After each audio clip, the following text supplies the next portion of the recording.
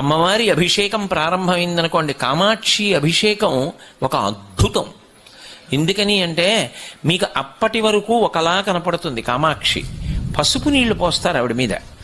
పసుపు నీళ్లు పొయ్యగానే నేను పరమ సత్యం చెప్తున్నా, రోమాంచితం అవుతుంది చూసేవాడికి. గాయత్రీ మంటపంలో కూర్చుని చూసే అదృష్టాన్ని పొందితే, అంటే దగ్గరగా గాయత్రీ మంటపంలో కూర్చుని చూస్తే మీరు పులకరించిపోతారు. ఎందుకో తెలుసా? పక పక పక పక నవ్వడం స్పష్టంగా కనపడుతుంది.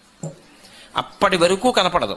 పసుపు నీళ్లు పొయ్యగానే ఆవిడ పాతివ్రత్యం, సువాసినిత్వం, ఎర్రగా ఇంత నవ్వు నవ్వుతుంది.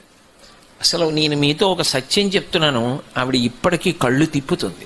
ఎందరో పెద్దలు ఆవిడ కళ్ళు తిప్పుతూ ఉండగా అనుభవించిన వాళ్ళు ఉన్నారు. ఇప్పటికీ తిప్పుతుంది ఆవిడ. 2 గుడ్లు తిరుగుతాయి.